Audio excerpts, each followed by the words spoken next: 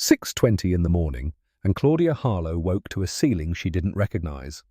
White paint, a hairline crack running from the corner toward a light fixture she'd never seen before. Her head throbbed with the kind of pain that came from cheap wine and expensive mistakes. She sat up too fast, and the room tilted. Modest living room worn couch beneath her children's drawings taped to a refrigerator across an open kitchen. A crayon rendering of stick figures holding hands under a crooked sun. Spelling test on the fridge door, 100% gold star, a teacher's cursive praise she couldn't quite read from this distance. She looked down. Men's t-shirt, grey and oversized, hung past her hips. Sweatpants with a drawstring pulled tight. Not her clothes, not her house, not her life. The last clear memory surfaced like something dredged from deep water.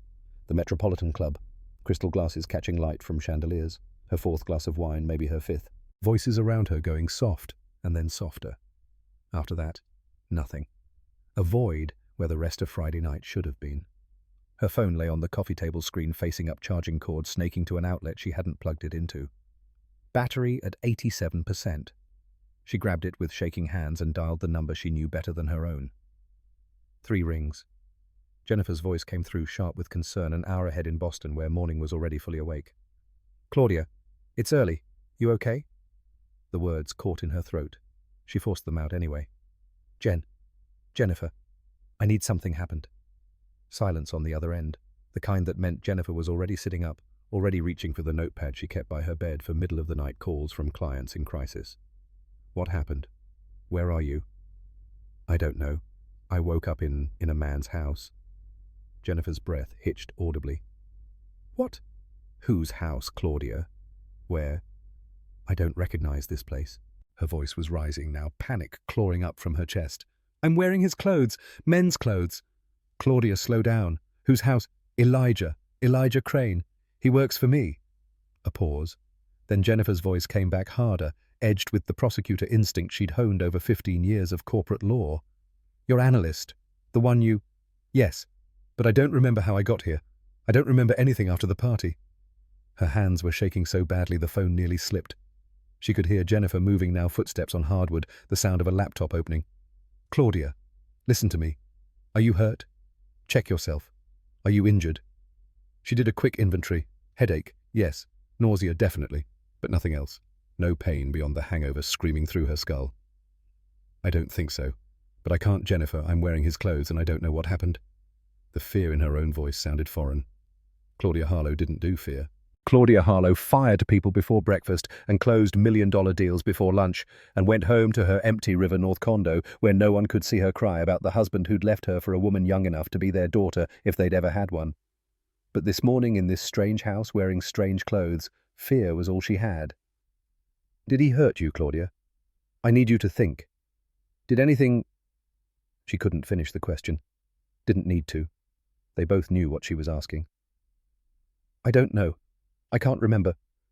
Jennifer's voice shifted into the tone she used in depositions, calm and inexorable. "Okay, listen. Stay right where you are. Don't leave. Don't touch anything. I'm calling the police right now." "Should I? I don't know if I should." "Yes, stay there. Keep your phone on. I'm calling 911 and then I'm getting on the next flight." Something in Claudia wanted to protest, wanted to say, "Wait, maybe there's an explanation. Maybe it's not what it looks like." But what came out instead was a whisper. "What if something happened to me?" Jennifer's response came swift and certain. "Then we deal with it. But first we get you safe. Claudia, can you get out of that house? Get out now." She looked around the modest room again. Evidence of a child everywhere. A backpack by the door, pink with unicorns. Small shoes lined up in a neat row. Library books stacked on a side table, their spines showing titles she remembered from her own childhood. Charlotte's Web, Because of Winn-Dixie. "I'm calling them now," Jennifer said, and the line went dead.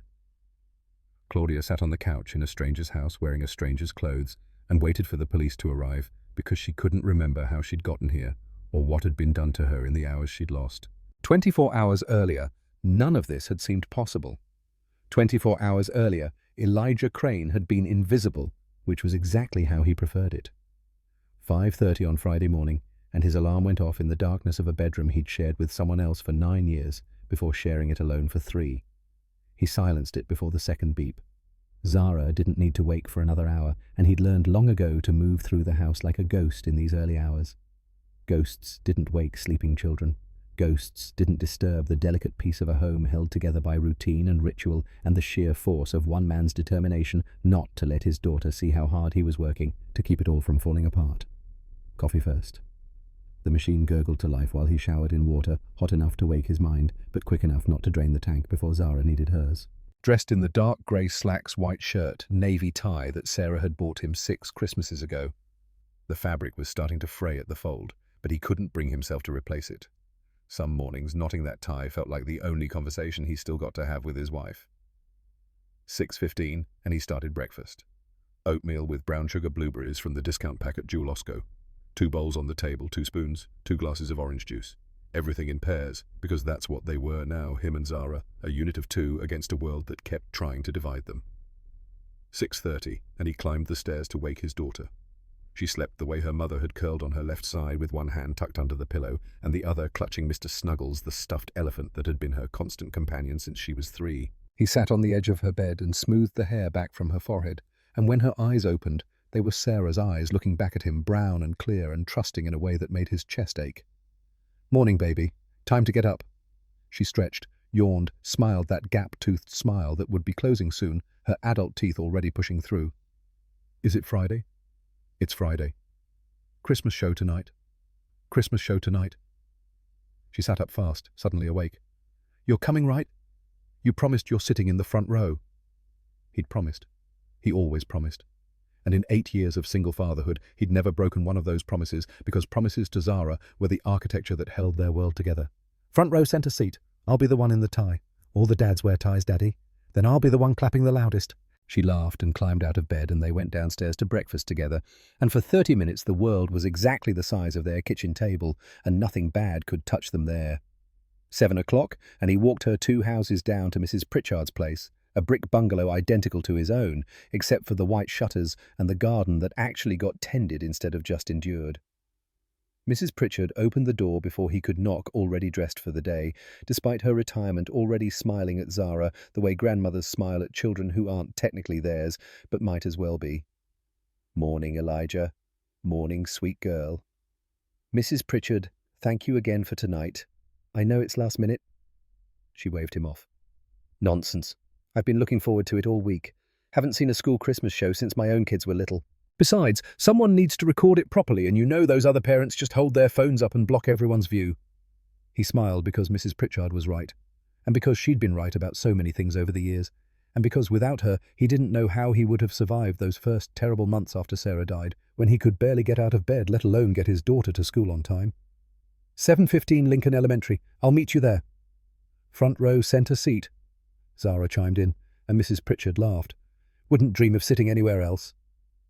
Elijah kissed the top of Zara's head, promised her again that he'd be there, and walked to the L station through a December morning cold enough to sting his face and wake him fully to the day ahead.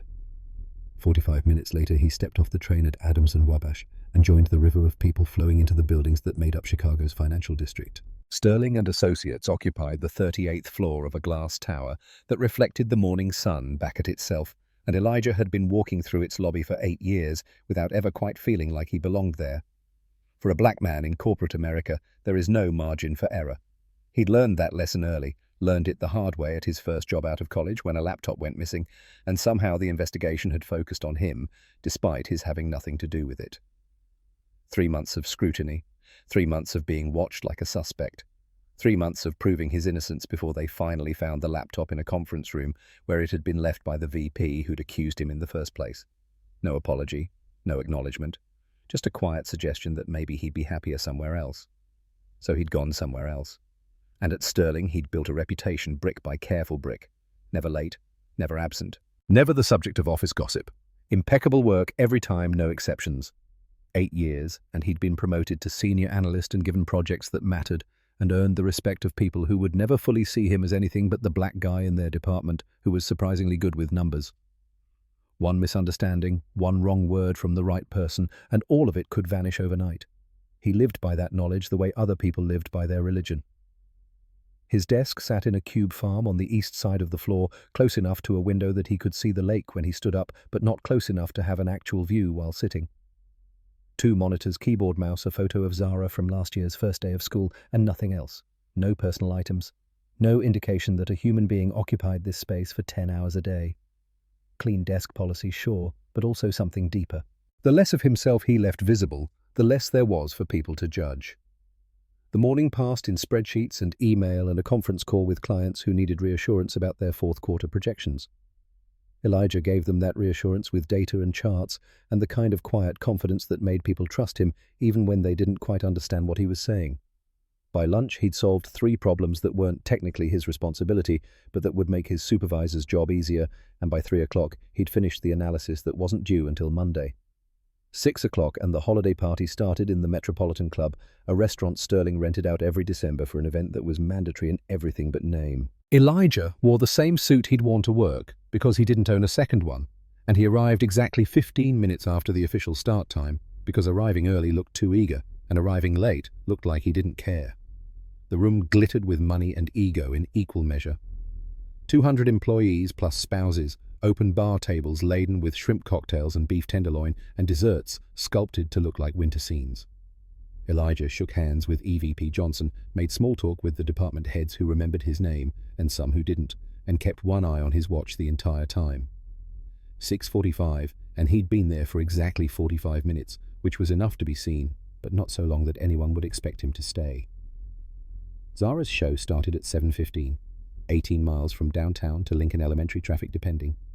He could make it if he left now. He grabbed his coat from the back of his chair and headed for the door. The crash stopped him 3 steps from freedom. Across the room, Claudia Harlow knocked over her purse and sent its contents scattering across the polished floor. Lipstick tubes, compact mirror wallet spilling receipts, and iPhone with a cracked screen that stayed dark when it hit the ground. She dropped to her knees to gather everything, and even from this distance Elijah could see her hands shaking.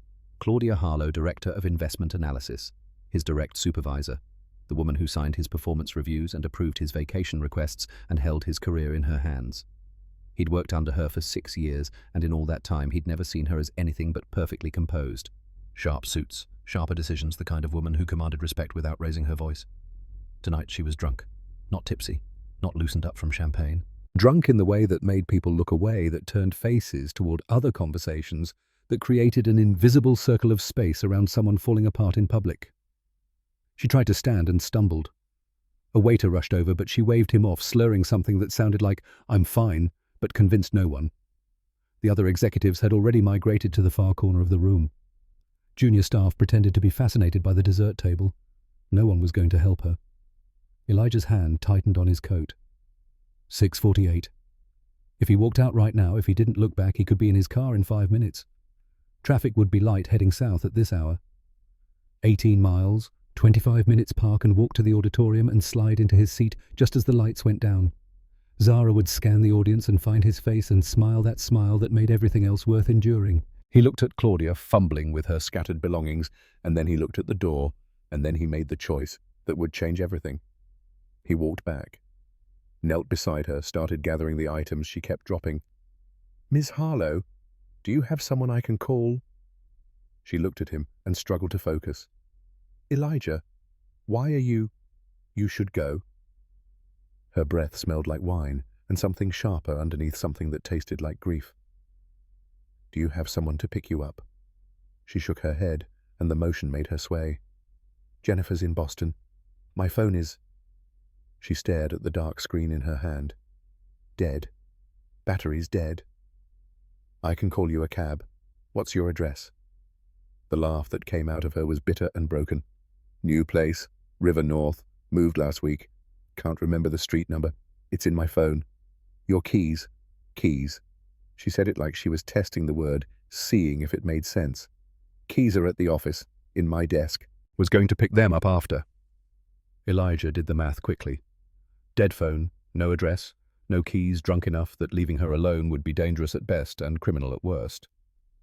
He looked around the room one more time. The other executives had their backs turned. No one was watching. No one cared.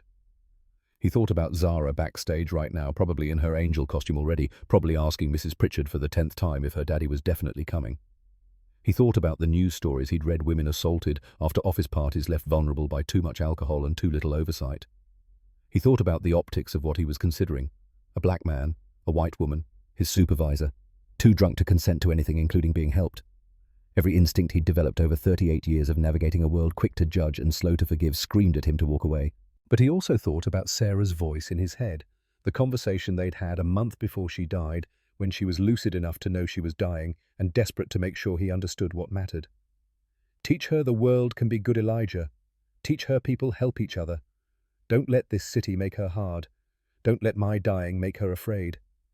He pulled out his phone. 703. Dialed the number he knew by heart. Mrs. Pritchard answered on the second ring. Elijah, everything okay? Mrs. Pritchard, I need a huge favor. Can you take Zara to her performance tonight? The silence lasted only a second, but it felt eternal. Of course I can. But she's been talking about this for weeks. She'll be so disappointed. His voice cracked around the edges. I know. Tell her I love her. Tell her I'm sorry. Tell her I'll watch the video 100 times. Tell her I had to help someone who needed help. Mrs. Pritchard's response came gentle but firm. I'll record everything. You're doing the right thing, Elijah. I hope that's enough. He ended the call and turned back to Claudia, who was swaying on her feet like a tree in wind. Come on, Miss Harlow. I'm taking you somewhere safe. She didn't resist when he took her arm, barely seemed to register his presence as he guided her toward the exit. A few employees glanced their way and then quickly found somewhere else to look. Elijah could feel the speculation starting already, the story being written in real time. By Monday morning it would be office gospel. Did you see Crane leaving with Harlow? Heard they left together. Wonder what that was about. He helped Claudia into the passenger seat of his Civic, buckled her in like a child and pulled into Friday evening traffic heading south. 7:12 and they hit construction on the I-1994. Detour through the West Loop added 10 minutes he didn't have. Claudia drifted in and out of consciousness beside him, head lolling against the window. 7:15 and somewhere across the city the lights were going down in an elementary school auditorium. An 8-year-old girl in an angel costume was scanning the front row looking for a face that wasn't there. 7:25 and Claudia jolted awake. Stop the car! He swerved to the curb on Ashland Avenue. She stumbled out before he could help her and vomited onto the grass of someone's parkway.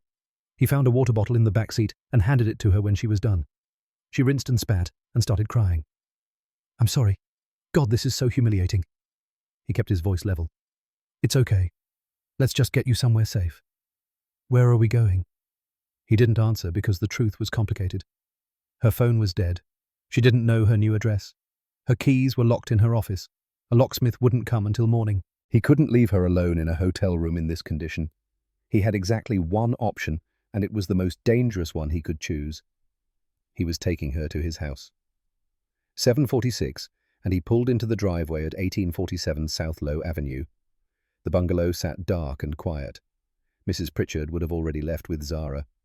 He helped Claudia up the front steps and unlocked the door to a home that had been his parents' before it became his and Sarah's, and then just his and Zara's. 2 bedrooms, 1 bathroom, a living room that opened into a kitchen, hardwood floors that creaked in the same places they'd creaked for 60 years. He guided Claudia to the couch, and she collapsed immediately. Barely conscious now, the adrenaline of vomiting used up. He went to his bedroom and found clean clothes. A grey t-shirt from a charity 5K he'd run 2 years ago. Old sweatpants that had been Sarah's and were now just clothes he wore on weekends. Folded them carefully and placed them on the coffee table beside a glass of water and 2 aspirin. Her phone had fallen from her purse. The screen was cracked, but the phone itself looked functional, just dead. He plugged it into the charger near the couch and watched the screen flicker to life. 7:52. He pulled out his own phone and took a photo of Claudia's phone charging timestamp visible in the corner. Evidence. He was building evidence. Then he tore a sheet from Zara's math homework notebook and wrote in careful block letters. S. Harlow, you are at my home. 1847 S. Low, Avenue, Chicago, ill, 60616. You drank too much at the company party. You could not remember your new address. Your keys were at the office. I could not leave you alone. Your phone is charging on the table. I am sleeping in my daughter's room at the end of the hall. If you need anything, knock on the door. Water and aspirin on the table. Elijah Crane. Friday, December 13th, 7:55 p.m. He read it twice. Clear, precise, time-stamped. Placed it prominently next to the water glass where she couldn't miss it when she woke up. Took another photo with his phone, the note in position, evidence that he'd tried to make her feel safe. Turned off the main lights but left the bathroom light on so she wouldn't wake disoriented in the dark. closed the door to the hallway to give her privacy, stood in his kitchen in the darkness, and felt the weight of what he'd just done settle over him like a physical thing. 8:05, and his phone buzzed. Text from Mrs. Pritchard. She was amazing, standing ovation, sending video now. The video file downloaded. Thumbnail showed Zara in her white angel robe, cardboard wings, spread behind her tinsel halo catching stage lights. He stared at that frozen image and couldn't bring himself to press play. Typed back, "Thank you for taking her. I owe you everything, Mrs." Pritchard responded immediately. "You're a good man, Elijah. She'll understand someday." He set the phone face down on the counter and sat at the kitchen table in the dark. From the living room came the sound of Claudia's breathing, deep and steady with sleep, or unconsciousness, or both. Every creak of the house made him jump.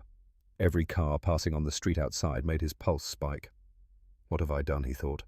What have I done? He imagined Monday morning, walking into Sterling and Associates, whispers in the break room, HR calling him in, police at his door, Zara asking why Daddy lost his job. The scenarios multiplied in his head like a virus, each one worse than the last, each one ending with him in handcuffs or unemployed or both. And Zara looking at him with those Sarah eyes asking what happened. Why? What did you do? 10:45, and headlights swept across the front window. He was at the door before Mrs. Pritchard could knock, stepping outside and pulling it closed behind him so the sound wouldn't wake Claudia. Mrs. Pritchard looked at him with grandmother's eyes that saw too much. How was she? Elijah, she was perfect. That solo, her voice was so clear. A pause that carried weight. But she kept scanning the audience, looking for you. The words hit like a fist to the chest. He kept his face neutral the way he'd learned to do the mask that meant, "I'm fine, everything's fine, nothing hurts." "Thank you for recording it." Mrs. Pritchard studied him. "Everything okay here? That work emergency?" He glanced back at the closed door. "Someone from work got sick at the party, couldn't get home, just needed a safe place to sleep it off." She nodded slowly. Didn't press. Mrs. Pritchard had been a teacher for 40 years, and she knew when to ask questions and when to let silence do the work. "She's asleep in the back seat. Wore herself out." He moved to the car and lifted Zara gently from the back seat. She stirred, eyes fluttering, open hands, finding their familiar grip around his neck, still wearing her angel costume under her winter coat. "Daddy." "I'm here, baby. Let's get you to bed." He carried her toward the house and prayed she wouldn't wake fully, wouldn't see the stranger on the couch, wouldn't ask questions he didn't know how to answer. But prayer had stopped working 3 years ago, when Sarah died, and it didn't start working again now. Zara's eyes opened fully just as they passed through the living room. She lifted her head and looked around, taking in details with the perfect clarity of a child who'd just woken from sleep. "Daddy, who's that lady?" His heart stopped. Started again. Kept beating because it had no choice. "Someone from work who got sick. She needed a place to rest." Zara squinted at the figure on the couch, trying to make sense of this disruption in her carefully ordered world. "Is she okay?" "She'll be fine by morning. Let's get you to bed now, okay?" Very quietly. She nodded and laid her head back down on his shoulder, and he carried her down the hallway to her room, where glow-in-the-dark stars still marked constellations she'd arranged 2 years ago. He helped her change from her angel costume into purple pajamas covered with stars, tucked her into bed with Mr. Snuggles pressed against her chest, leaned down to kiss her forehead, and she grabbed his hand before he could pull away. "You missed my song, Daddy." Not an accusation, just a fact. Somehow that made it worse. "I know, baby. I'm so sorry. Mrs. Pritchard said you were helping someone." "I was. Someone who really needed help." Zara was quiet for a moment, processing this information with the seriousness she brought to everything. "Okay. I love you, Daddy." "I love you too, Zara. More than anything." She fell asleep within minutes the way children do, unburdened by the weight of consequences they can't yet imagine. Elijah pulled a thin blanket from her closet and spread it on the floor beside her bed, lay down and stared at the plastic stars overhead and listened to his daughter breathe. Soft and steady, the sound of innocence, the sound of trust. From the living room silence, Claudia sleeping, a stranger in his house, a woman who could destroy his life with one phone call, one wrong word to the right person. He checked his phone. 11:47, 12:33, 1:18, 2:09. At 3 in the morning, he finally opened the video Mrs. Pritchard had sent, put in earbuds so he wouldn't wake Zara, pressed play. The footage was shaky, filmed from the middle rows, but he could see his daughter clearly. white robe, cardboard wings, tinsel halo catching the stage lights. The choir singing "Angels We Have Heard on High," 20 children's voices blending into something that almost sounded holy. Third verse, and Zara stepped forward for her solo. Her voice came clear and confident, not a trace of nervousness. "Sleep in heavenly peace." The audience went quiet, captivated. And then, near the end of the song, Zara did something that wasn't in the script. She looked directly at the camera, found Mrs. Pritchard in the crowd and waved. "Hi, Daddy Video, I know you're busy, but I love you." The audience erupted in warm laughter. Mrs. Pritchard's voice on the recording, "Oh, sweetie." Zara beamed, waved again, then turned back to the choir and finished the song properly. The video ended. Elijah realized his face was wet. He was lying on the floor of his daughter's bedroom at 3 a.m, crying silently while a stranger slept on his couch, and the woman on that couch held his future in hands that wouldn't remember holding it. He didn't sleep, couldn't sleep, just lay there in the darkness and waited for morning. 6:15, and grey light filtered through Zara's curtains. He heard movement from the living room, Claudia waking up. He should go out there, should explain, should try to control the narrative before it controlled him. But he stayed where he was. Let her see the note first. Let the evidence speak. Let her understand before fear turned understanding into accusation. 6:22, and he heard her voice muffled through the walls, but clear enough to make out words. Jennifer, I need something happened." Elijah lay perfectly still on the floor beside his daughter's bed, listening to a woman he barely knew make a phone call that would decide whether he had a future or just a past, and understood with perfect clarity that he had done the right thing. Whether the right thing would be enough was another question entirely. Jennifer's voice came sharp through the speaker an hour ahead in Boston, where the morning had already turned businesslike. "What do you mean you don't know what happened, Claudia? Focus. Are you hurt?" Claudia did another inventory of her body, checking for pain beyond the splitting headache. "Nothing. Just the hangover and the terror twisting her stomach into knots." "I don't think so. But Jennifer, I'm wearing his clothes and I can't remember anything." The pause on the other end stretched long enough that Claudia could hear Jennifer's breathing change, shifting into the controlled rhythm she used before cross-examining hostile witnesses. "Whose clothes specifically?" "Men's t-shirt, sweatpants, not mine." "And you woke up in his house?" "Yes." "Elijah Crane, your analyst, the man who reports to you?" "Yes." Jennifer's voice hardened into steel. "Claudia, listen very carefully. I need you to check your body thoroughly. Any bruising, any soreness, anything that feels wrong." Claudia closed her eyes and did as instructed, running her hands over her arms, her ribs, her legs. Everything felt normal, except for the nausea churning in her gut. "Nothing. I don't think, but I can't remember Jennifer. From about 8 o'clock last night until just now, it's just gone." That's not unusual with that level of intoxication. The memory doesn't come back. The clinical tone in Jennifer's voice somehow made it worse, like this was a deposition, like Claudia was a client describing an assault instead of a friend who might have been assaulted herself. What if something happened to me? She hated how small her voice sounded. Claudia Harlow didn't do small. Claudia Harlow closed deals and fired underperformers and negotiated contracts that made grown men sweat. But sitting on a stranger's couch in a stranger's clothes with a hole in her memory where Friday night should be small was all she had left. "Then we deal with it," Jennifer shot back, voice firm. "But first priority is getting you safe. Can you leave that house right now?" Claudia stood too quickly and the room spun. She grabbed the arm of the couch to steady herself. "I'm dizzy. I don't think I can." "Then call 911 yourself. Tell them you need help. Tell them where you are." "I don't even know where." She looked around frantically for some indication of location. Through a window, she could see brick bungalows lining a street she didn't recognize. South Side somewhere, judging by the architecture. Miles from her River North condo. "Jennifer, I don't know if calling the police is—" "It absolutely is. Claudia, you're in shock. You can't think straight. I'm calling them right now and then I'm getting on the next flight. Do not leave that house. Stay on the line with me." Jennifer. "Claudia, get out of that house. Get out now and wait outside." The urgency in Jennifer's voice finally penetrated the fog in Claudia's head. She pushed herself up from the couch, swaying on her feet, and that's when she heard it. A small voice from somewhere down a hallway. "Daddy!" Claudia froze. Jennifer was still talking rapid-fire instructions about staying on the phone and getting to the street and flagging down help, but Claudia had stopped listening. Because a child lived in this house. A child was awake and asking for her father. Footsteps in the hallway. Light barefoot moving toward the living room. Jennifer, hold on. No, don't hang up, Claudia. She lowered the phone but didn't end the call. Through the speaker she could hear Jennifer shouting her name, but the sound seemed to come from very far away. A little girl appeared in the living room doorway. 8 years old, maybe 9, wearing purple pajamas with stars.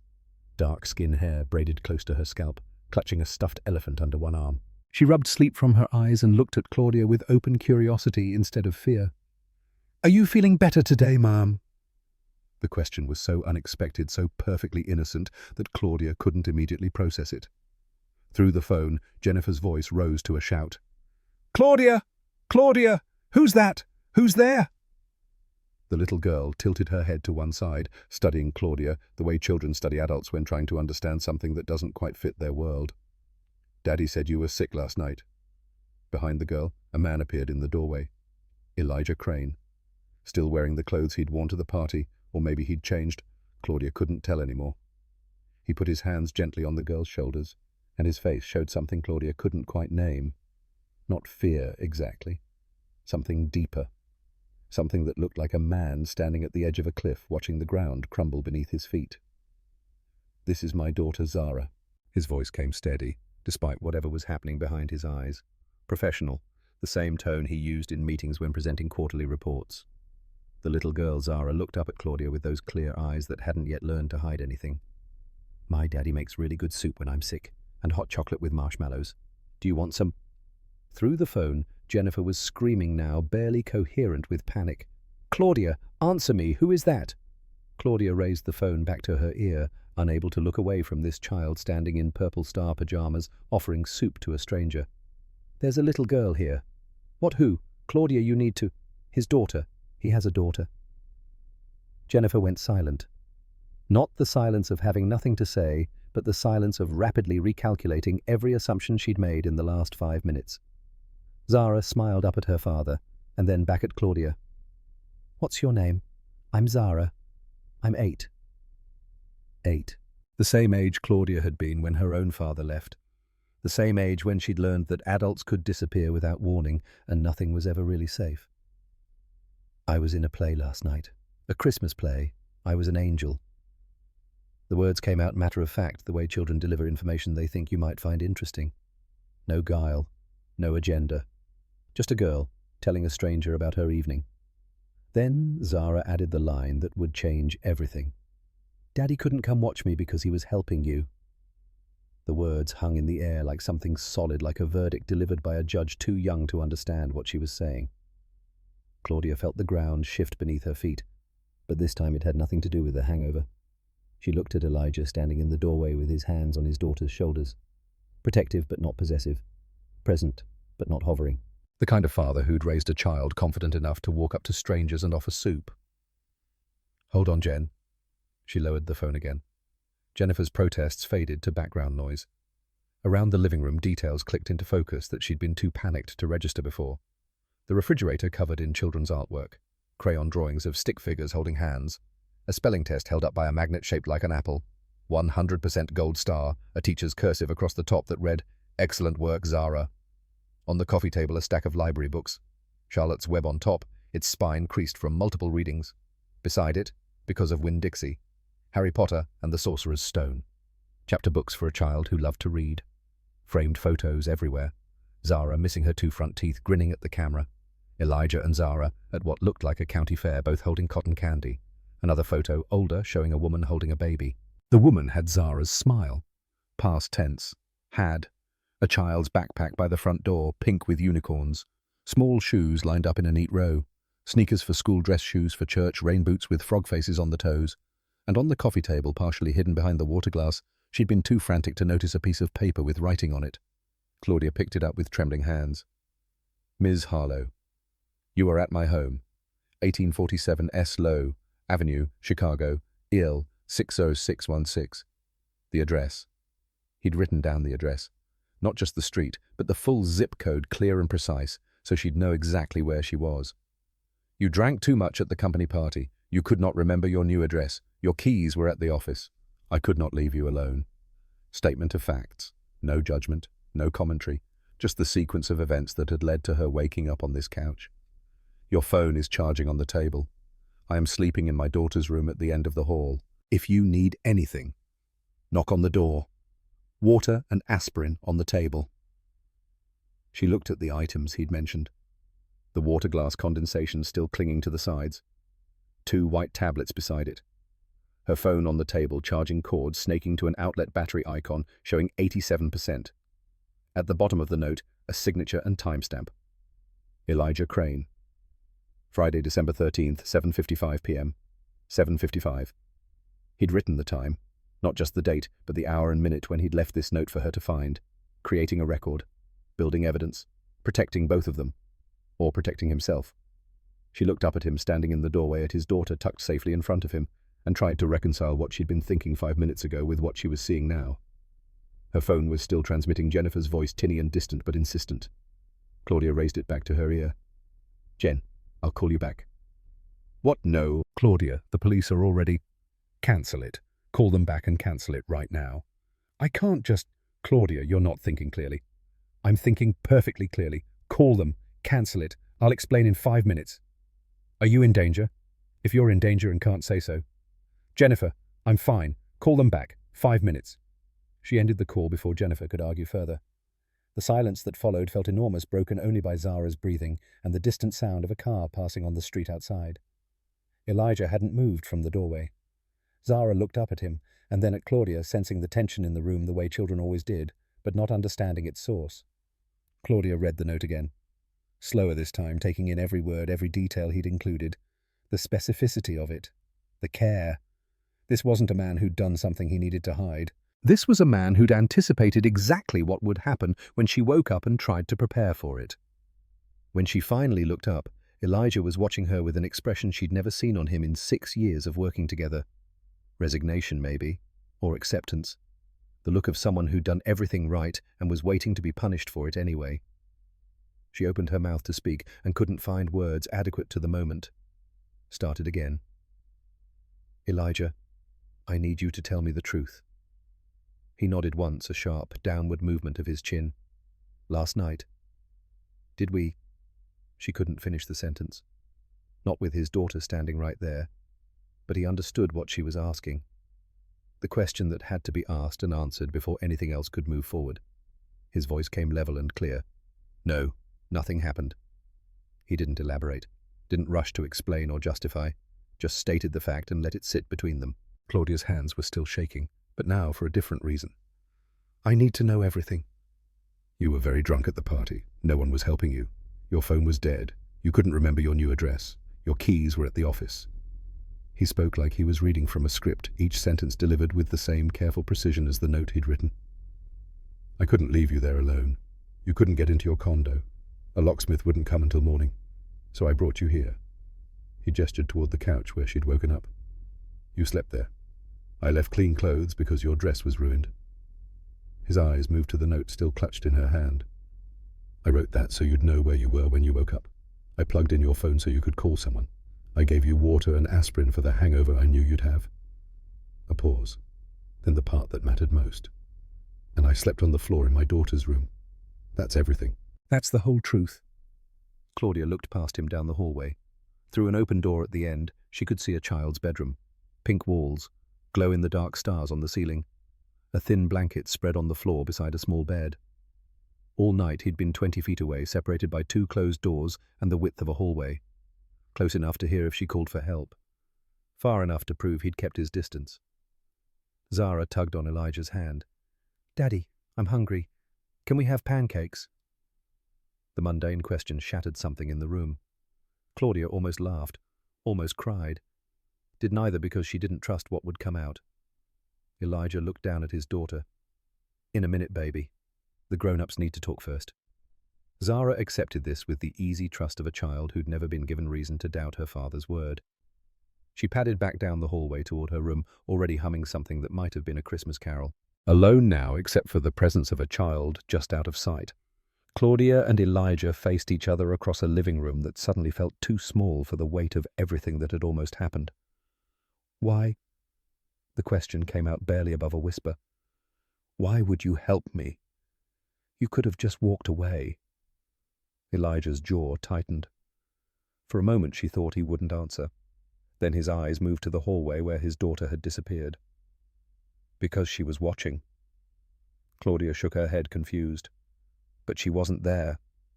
Not last night. In my head. She's always watching. He paused, choosing words carefully. I needed to be the kind of father who helps someone in trouble, even when it's dangerous, even when it costs me everything. Another pause, longer this time. But I need you to understand something, Miss Harlow. The formality of the title felt wrong after everything, but neither of them knew how to fix it. I don't have the luxury of being misunderstood. What you say next to your friend to anyone, it matters. It matters more than you probably realize. The words landed like stones. Not an accusation, not a plea. Just a statement of fact, delivered by a man who'd spent his entire life calculating risks that people who looked like Claudia never had to consider. One wrong word from you, he continued, voice steady, despite the tremor she could see in his hands, and 8 years of perfect work disappears. One accusation, even if it's later proven false, and I lose everything. He held her gaze, unflinching. So I need to know. Do you understand what almost happened just now?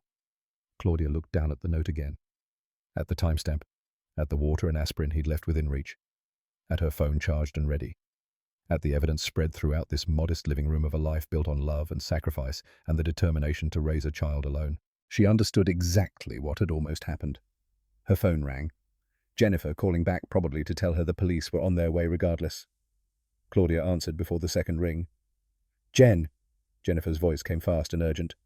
I called 911 like you said to cancel, but they said for this type of call they have to send someone anyway. Claudia officers are probably already en route. Then call them again. Tell them it was a mistake. Tell them I'm fine. How do you know you're fine? How can you possibly? Claudia's voice hardened into the tone she used when closing deals, the one that meant the negotiation was over and the decision had been made. Jennifer, listen to me very carefully. Are you listening? Yes, but nothing happened. Do you understand nothing? Jennifer started to protest and Claudia cut her off. He has an 8-year-old daughter. He missed her school play, her first lead role, because he was making sure I was safe. She looked at Elijah, standing perfectly still in the doorway, watching this conversation determine his future. He slept on the floor of his daughter's bedroom. He left me a note with the time on it so I wouldn't be scared. He charged my phone. He gave me water and aspirin. He did everything possible to make sure I was safe. Her voice broke on the next words, but she forced them out anyway. And I almost destroyed his life because I was too panicked to look around first. Silence on the other end. Long enough that Claudia could hear Jennifer's breathing change again, shifting from attack mode to something resembling understanding. Are you absolutely certain? I'm positive. You're not being coerced. If you are, say the word Boston and I'll know. Despite everything, Claudia almost smiled. I'm not being coerced. Jennifer, he's standing in his living room making breakfast for his little girl. The only thing this man is guilty of is being decent when he had every reason not to be. Another pause, shorter this time. Okay, I'll call the police again, but Claudia, for the record, don't ever drink like that again. I won't. I promise. She ended the call and set the phone carefully on the coffee table. Her hands were steadier now. The panic that had gripped her when she first woke had transmuted into something else. Shame, maybe. Or horror at what she'd nearly done. Elijah still hadn't moved, standing there like a man waiting for a jury to return a verdict braced for either outcome because both were possible and neither was in his control. Claudia rose from the couch and walked toward him. He stiffened, but didn't step back. She stopped 3 feet away, maintaining distance because proximity suddenly felt important in a way it never had before. I owe you an apology. Her voice came out steadier than she'd expected. More than an apology. I don't know if there's even a word for what I owe you. Elijah's face remained carefully neutral, that professional mask she'd seen in 100 meetings, but now understood was armor. You were scared. You woke up in a strange place with no memory. Anyone would be terrified. Claudia shook her head hard enough to make her vision swim. That's not an excuse. I know what could have happened if I'd said the wrong thing to Jennifer, if she'd gotten the police here before I had a chance to think clearly. She forced herself to hold his gaze. I know what that would have meant for you, for Zara.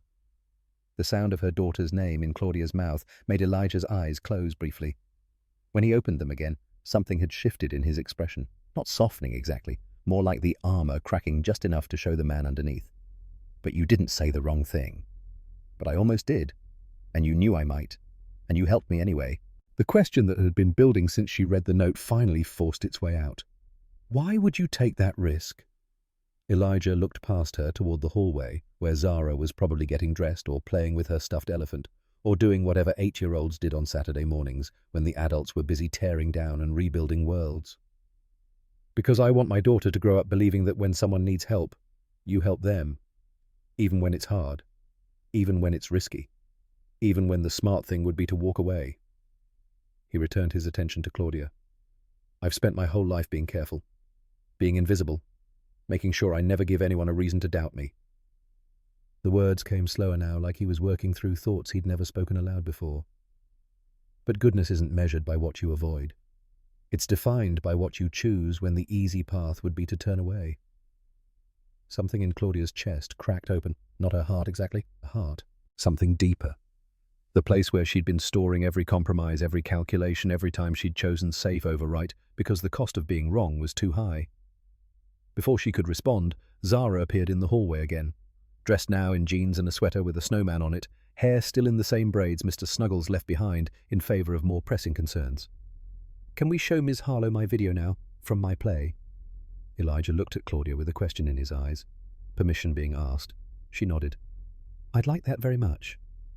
They moved to the kitchen table, the three of them, and Elijah pulled out his phone. His thumb hovered over the screen for just a moment before pressing play. Claudia watched his face as the video started, saw something cross it that looked like pain or love or both at once. The footage was shaky, filmed from an awkward angle somewhere in the middle of what must have been a packed auditorium. But Zara was easy to spot. White angel robe, cardboard wings that sparkled under stage lights, a tinsel halo that caught and reflected every beam like a promise.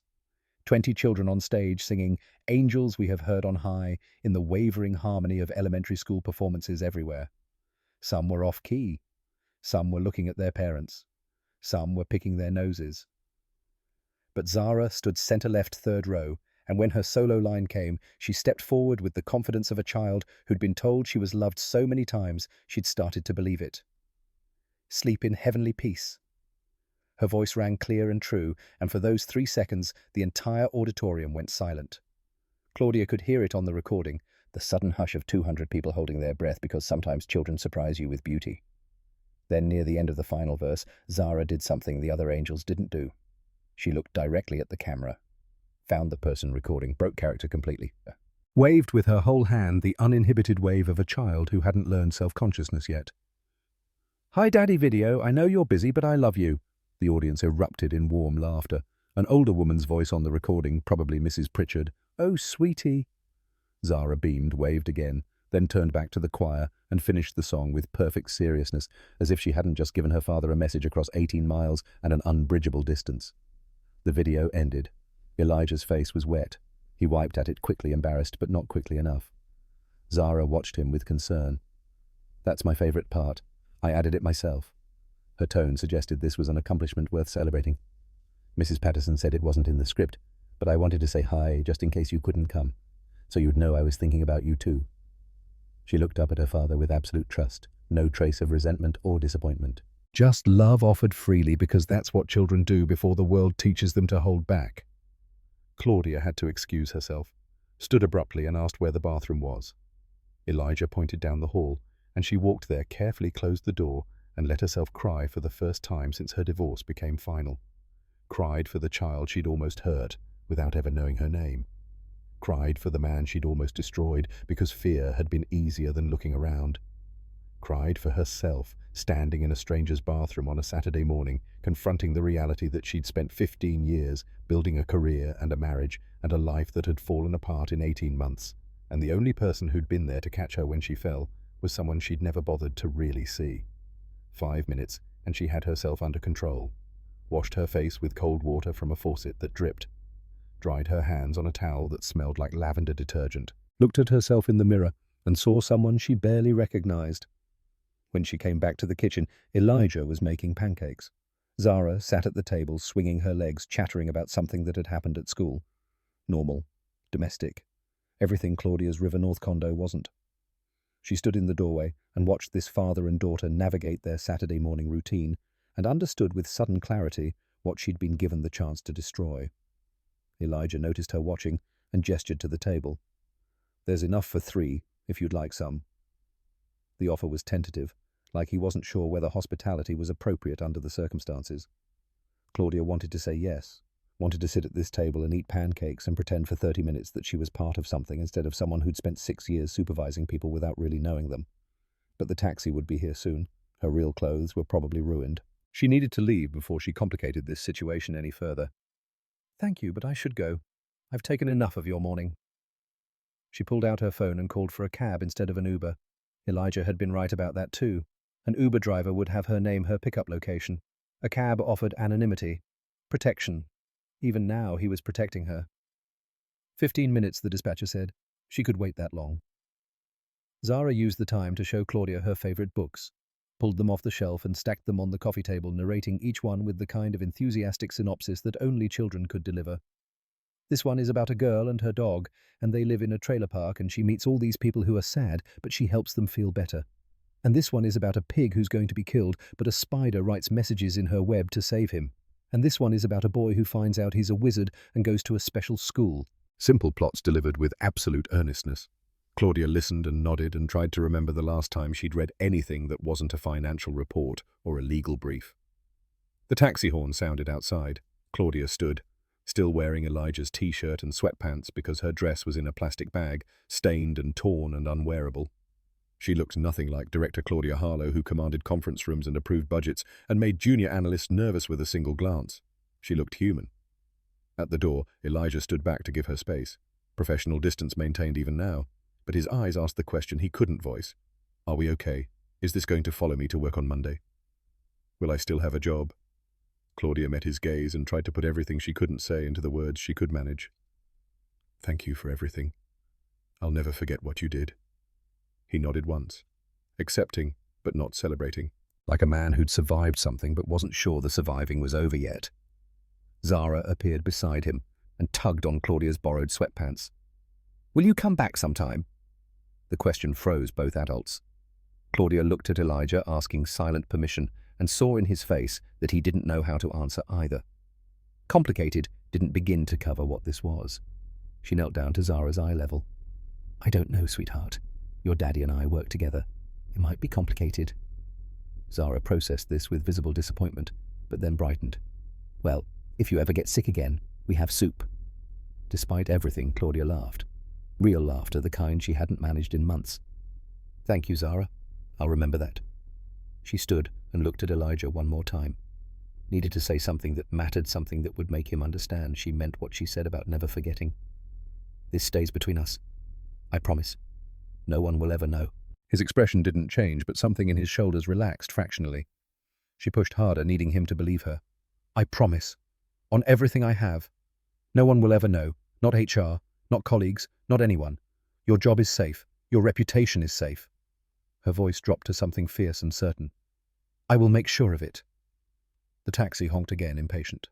Claudia touched Zara's head lightly, gave Elijah a final nod, and walked out into the December morning. The cab driver didn't ask questions, just entered the River North address she gave and pulled away from the curb.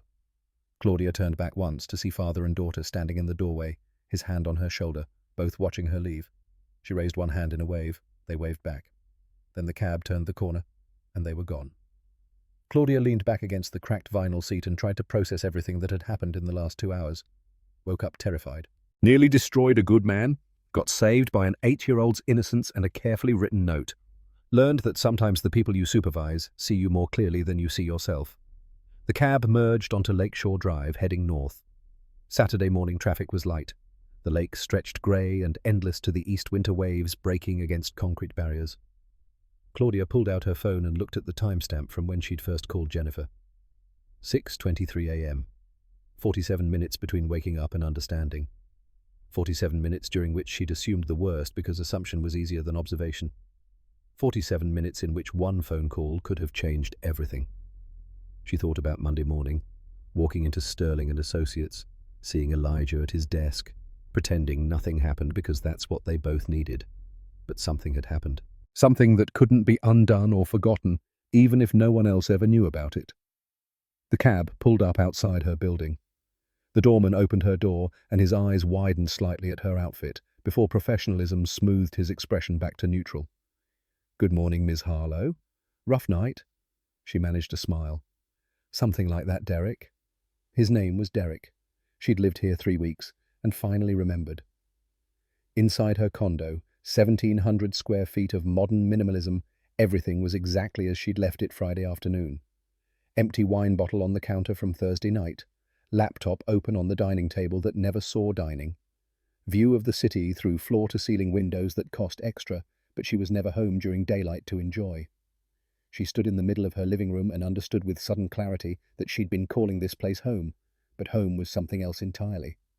Home was where you left notes with timestamps. Home was where your daughter's artwork covered the refrigerator.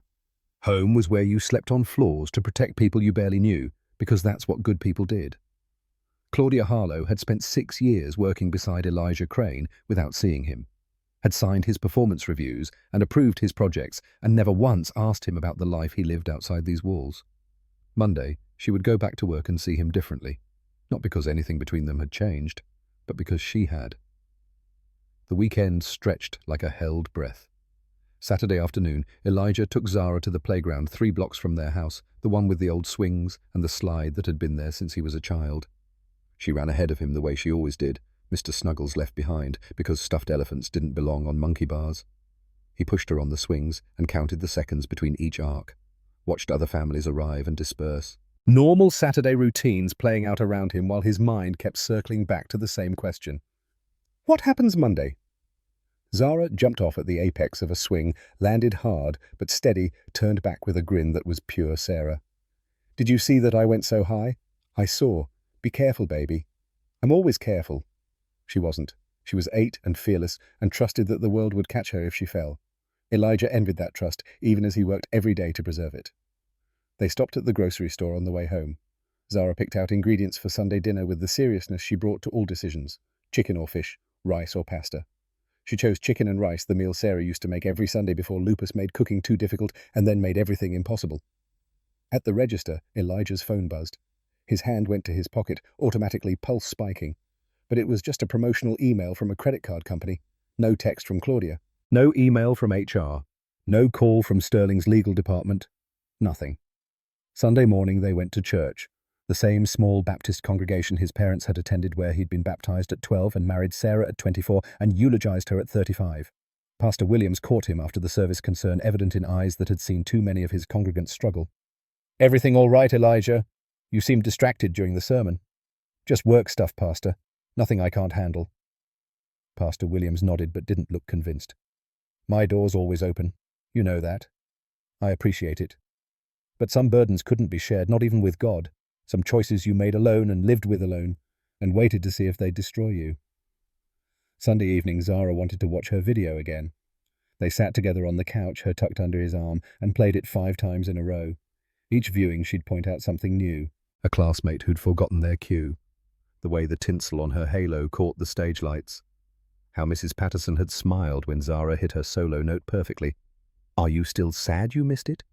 The question came gentle, without reproach, which somehow made it cut deeper. A little bit, but watching it with you now is pretty special too. She considered this, weighing whether this counted as adequate compensation. Next time you'll be there though, right? In the front row. Next time I'll be in the front row, I promise. She accepted the promise the way she accepted everything from him, with total faith that he'd keep it. Then she fell asleep against his shoulder, exhausted from a weekend of normal 8-year-old activities, and he carried her to bed wondering if normal was about to become a memory. Monday morning arrived, inevitable as judgment. Each familiar action felt fragile as Elijah moved through his routine. The L train was packed with other commuters heading to jobs they probably took for granted. Elijah stood near the door and watched the city slide past, calculating how many stops until his life either continued or ended. Sterling and Associates at 8:15, same as always. The lobby looked identical to Friday. Tommy was working security, a retired cop who'd been friendly since Elijah's first day 8 years ago. Morning, Elijah. How was your weekend? The question was routine, expected normal. Elijah forced his voice to match. Fine, Tommy. Yours? Can't complain. Bears won, so that's something. That's something. He signed in, took his badge, walked to the elevators, rode up with Sarah from accounting and a new hire whose name he couldn't remember. They discussed the weather, the holiday party, weekend plans. No one looked at him strangely. No one whispered after he passed. 38th floor, and the elevator doors opened onto a Monday morning indistinguishable from any other. Analysts at their desks, coffee brewing in the break room, the low hum of conversations about spreadsheets and client calls and year-end bonuses. Elijah walked to his cube expecting someone to stop him, expecting Claudia to appear in her doorway with that expression executives wore when delivering bad news, expecting HR to materialize with their careful, neutral faces and their prepared scripts about allegations requiring investigation. Nothing. His desk was exactly as he'd left it Friday afternoon. Computer in sleep mode, monitors dark, the photo of Zara smiling up at him from last year's first day of school. He set down his bag and powered everything on. Email loaded with the usual Monday influx. Project updates, client questions, automated reports. Not a single message about Friday night. 9 o'clock, and the department meeting started in conference room B.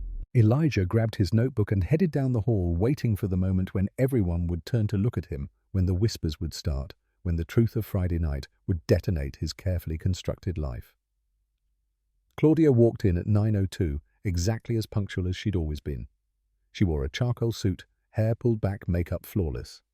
Director Claudia Harlow, who commanded rooms and approved budgets and made decisions that moved millions of dollars. Not the woman who'd woken up terrified on his couch 48 hours ago. She called the meeting to order with the same brisk efficiency she always brought to Monday mornings. Ran through the agenda, asked for updates on active projects, assigned new work. When she got to Elijah's quarterly analysis, she looked at him exactly the way she'd looked at him in every other meeting for 6 years. Professional, focused, distant. "Elijah, where are we on the Q4 client retention metrics?" He delivered his update. She asked clarifying questions about the data, took notes, nodded. "Good work. Send me the full report by Wednesday." She moved to the next agenda item without pause. Miguel's infrastructure analysis. Sarah's budget reconciliation. No special attention to Elijah. No meaningful glances. Nothing to indicate Friday night had happened at all. The meeting ended at 9:45. People filed out discussing their assignments. Elijah was last to leave, gathering his materials, slowly waiting to see if Claudia would say something now that they were alone. She looked up from her notes, met his eyes for exactly 3 seconds, and gave a single slight nod. That was all. Then she gathered her own materials and left, and Elijah stood in the empty conference room, understanding that this was how it would be. They would pretend nothing happened, because pretending was the only way forward for both of them. Lunchtime in the break room brought the usual conversations. Someone mentioned the holiday party, laughed about Johnson's rambling speech and Henderson's terrible karaoke. A junior analyst complained about the shrimp cocktails running out too early. Someone else made a joke about the open bar leading to questionable decisions. No one mentioned seeing Claudia drunk. No one mentioned watching Elijah leave with her. No one looked at him with knowing eyes or whispered when he walked past. The story that could have destroyed him had apparently died before it could spread. By 3 o'clock, Elijah allowed himself to believe that maybe, possibly incredibly, he was going to survive this. Claudia had kept her word. No one would ever know. His job was safe, his reputation intact. Thursday afternoon at 4:30, Elijah was deep in the quarterly report when a shadow fell across his desk. He looked up to find Claudia standing there, and his entire body went tense, despite 4 days of evidence that she meant what she'd said about protecting him. "Elijah, do you have the minute?" "Of course, Miss Harlow." She gestured toward an empty conference room nearby. He followed, heart rate climbing, mind already racing through scenarios. Changed her mind, realized the liability, decided it was safer to report what happened and let HR sort it out. But when they were inside with the door open, maintaining propriety through visibility, her question caught him completely off guard. "Does Zara have any more performances coming up?" Elijah blinked, recalibrating. "Christmas pageant, December 21st. She's playing an angel again." Claudia's expression shifted into something he'd never seen on her before. Not quite a smile, but softer than her usual professional mask. "Don't miss it." The words came firm, almost commanding. "Whatever comes up, whatever meetings are scheduled, whatever work needs doing, don't miss it." Understanding hit him like a wave. She wasn't just making conversation. She was giving him permission. More than that. She was protecting him from the same choice he'd faced Friday night. "I won't. Front row." Now she did smile, genuine and brief. "Good. She deserves that." She started to leave, then turned back as if remembering something else. "Oh, and Elijah, that Q4 analysis you're working on. Excellent work so far." He waited for the other shoe to drop. "When you're ready, I'd like to discuss the possibility of you leading the Q1 strategy initiative." His eyes widened involuntarily. The Q1 initiative was senior-level work. the kind of project that went on performance reviews and got noticed by executives above Claudia's level. That's a director-track project. I know. I think you're ready. She left before he could respond. Elijah stood alone in the conference room trying to reconcile what had just happened with everything he thought he understood about how the world worked. She wasn't just protecting him. She was evaluating him based on his actual work. Promoting him because he'd earned it, not despite what happened or because of it. This was what respect looked like when it finally showed up. December 21st arrived, bright and cold, the kind of Chicago winter day that made your face ache if you stayed outside too long. Elijah spent the morning finishing the Q1 proposal. Claudia had assigned him work that would normally consume his full attention, but today kept getting interrupted by glances at the clock. 5 o'clock, and he saved his files, shut down his computer. VP Harris appeared at his cube just as he was reaching for his coat. Elijah, can you stay late? We need those market projections for tomorrow's client call. The old Elijah, the one who'd existed before Friday the 13th, would have said yes immediately. Would have called Mrs. Pritchard to pick up Zara, would have stayed until 8 or 9 finishing work that could probably wait. Would have chosen safe over important because safe had always been the only rational choice. But that Elijah had slept on his daughter's floor and watched a terrified woman nearly destroy them both and learned that safety was an illusion anyway. I can't tonight. I have somewhere I need to be. Harris looked genuinely surprised. It's important for the... So is this. I'll have the projections on your desk by 8 a.m. tomorrow, but tonight I can't stay. Something in his voice must have communicated that this wasn't negotiable, because Harris nodded slowly. Okay, 8 a.m. sharp. 8 a.m. sharp. Elijah walked out at 5:15, the earliest he'd left work in 8 years that wasn't a medical emergency. The L was crowded with evening commuters, but he barely noticed. Too busy calculating whether he'd have time to stop home and change, or if he should head straight to Lincoln Elementary. Straight to the school. He could change later. Zara mattered more than his appearance. 6:30, and he walked through the auditorium doors into organized chaos. Parents claiming seats, children shrieking in that particular frequency that meant excitement verging on hysteria, teachers trying to corral everyone into some semblance of order. Front row center seat, exactly where he'd promised to be. He sat down and finally let himself exhale. Made it. Kept his word. Zara would scan the audience and find him and smile, and this time he'd be there to smile back. Mrs. Pritchard waved from the back rows. He waved back, grateful again for her presence in their lives, for all the time she'd covered when he couldn't, for recording a video he'd watch 1,000 times but would never fully make up for missing the real thing. 6:50 and the auditorium was nearly full. Parents with cameras, grandparents with programs, siblings dragged along against their will. The energy in the room felt celebratory, communal.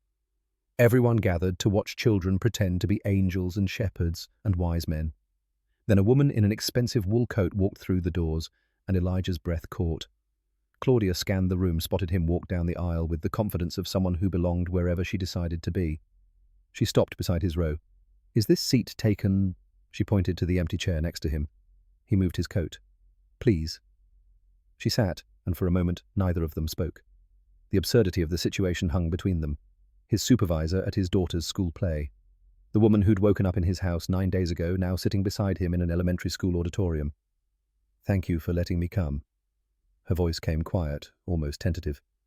"You didn't have to." "I wanted to. I owed her an audience member." A pause waited with everything they couldn't say in a room full of people. "And I wanted to see what I almost made you miss." The lights dimmed before Elijah could respond. The curtain opened on a stage dressed to look like Bethlehem, complete with a cardboard stable and a spotlight playing the role of the star. 20 angels lined up in the back row, 10 shepherds in the middle, 3 wise men in front wearing construction paper crowns. Zara stood third from the left in the angel section, same white robe and tinsel halo as her first performance. Her eyes immediately found Elijah in the front row, and her entire face lit up like someone had turned on a lamp inside her. Then she saw Claudia sitting next to him, and her smile grew impossibly wider. She waved, barely containing her excitement, and the music teacher had to gently lower her arm to get her back into position. The performance started with Silent Night, all the children swaying in unison, some actually singing, others just mouthing the words. Then the shepherds delivered their lines about watching their flocks, and the wise men explained about following a star, and finally the angels got their moment. Angels we have heard on high swelled from speakers hidden somewhere backstage. 20 children began to sing their voices, blending into something that approximated harmony. Third verse, and Zara stepped forward for her solo exactly as she had 9 days ago when Elijah had been 18 miles away, helping someone he barely knew. "Sleep in heavenly peace." The words rang out clear and true. Every parent in the audience leaned forward, captivated by this small girl with the big voice. Elijah felt Claudia go still beside him, watching with the kind of attention that meant she was really seeing, not just looking. The song ended. The children took their bows. The audience applauded with the enthusiasm reserved for school performances everywhere, where every child was someone's everything. Lights came up and chaos erupted again. Children swarming into the audience to find their families. Parents with cameras trying to get one more photo. Teachers trying to round up borrowed costumes before they disappeared into the night. Zara appeared in front of Elijah at full speed, launching herself at him with the complete trust that he'd catch her. He always did, scooping her up despite her getting too big for this kind of embrace. "You came. You're here, front row." Front row, just like I promised. She pulled back to look at his face, verifying his presence, then turned her attention to the woman beside him. "Ms. Harlow, you came too." Claudia smiled genuinely this time. No professional mask in sight.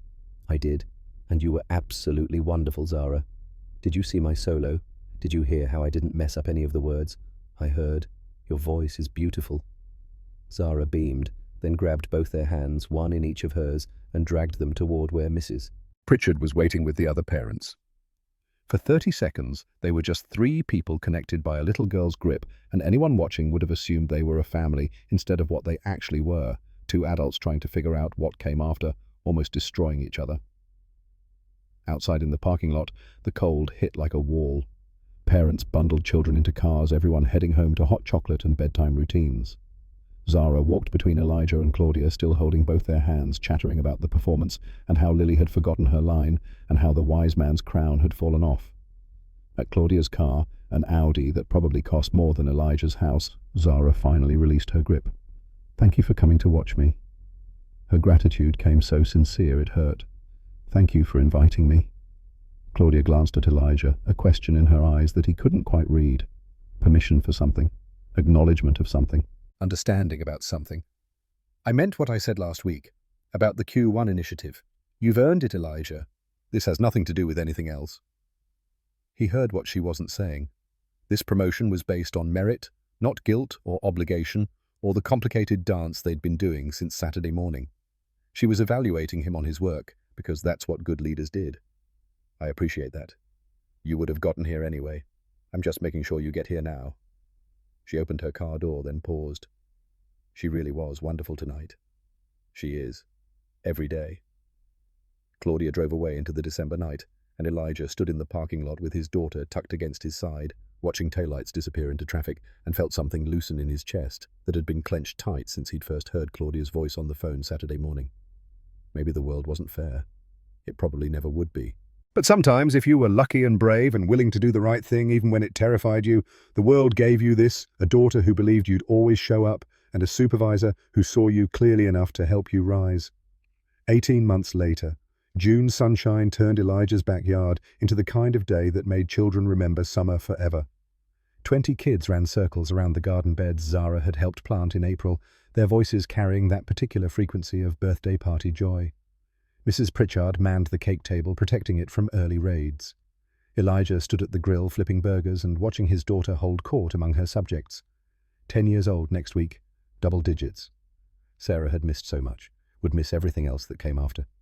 But Zara carried her mother's smile and her father's determination, and somehow that felt like enough. A car pulled up out front, expensive and familiar. Zara spotted it first, abandoning her friends to race toward the driveway. "Miss Harlow's here." Claudia emerged carrying a wrapped present dressed casually in jeans and a sweater. Zara hit her at full speed, and Claudia caught her with practiced ease. "Happy almost birthday. You came. I wouldn't miss it." She handed over the present, and Zara tore into it immediately. Inside, a complete hardcover set of The Little House on the Prairie, book's beautiful illustrated editions. "These were my favorites when I was your age. I thought you might like them too." Zara's eyes went wide. "I love them. Thank you." She hugged Claudia fiercely, then ran off to show Mrs. Pritchard, leaving the adults standing together in the driveway. They walked to the backyard, navigating through the chaos of children who'd consumed too much sugar. Elijah returned to the grill, while Claudia found a seat on the porch steps. "She's grown so much." "She has. 10 years old. I can't believe it." "You're doing a wonderful job with her." They fell into comfortable silence. After a while, Claudia spoke again, thoughtful. That night, what you did. I was at my worst and you chose to help anyway. Elijah flipped a burger, choosing words carefully. I didn't do it for thanks. I know. That's what makes it matter. A pause filled with 18 months of working together, building respect on complicated foundation. You taught me something too, that doing the right thing isn't about guaranteed outcomes. It's about who you choose to be. He gestured towards Zara, organizing her friends into an elaborate game. When an 8-year-old is always watching. Zara appeared at his side, tugging his sleeve. Daddy, can we do cake now? Give everyone 10 more minutes, then we'll do cake. She groaned theatrically, but accepted the ruling. Claudia watched her go with an expression that looked almost like contentment. Later, after cake and presents and departing guests, Elijah tucked Zara into bed, surrounded by new books and birthday cards. Did you have a good party? The best, Daddy. Thank you. She yawned, fighting sleep. I'm glad Ms. Harlow came. I like when she visits. Me too, sweetheart. Her eyes were closing, but she fought to get one more thought out.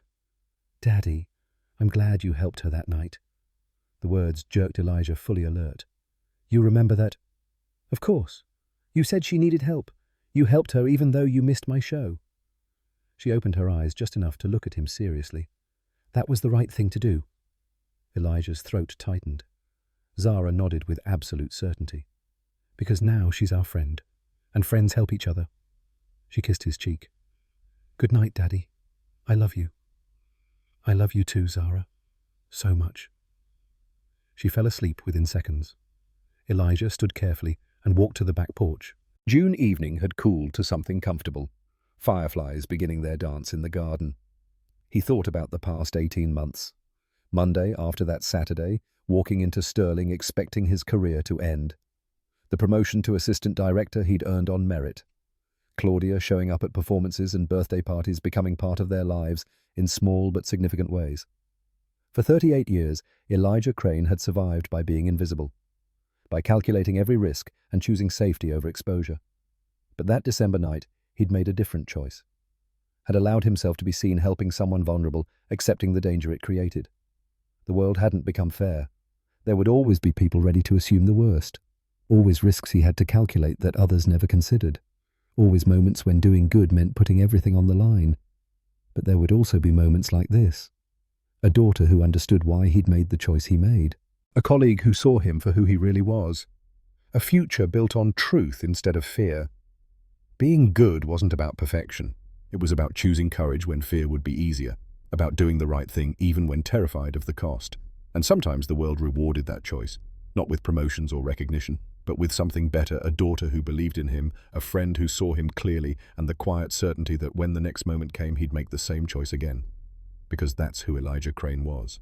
Not invisible, just good. And that in the end was enough.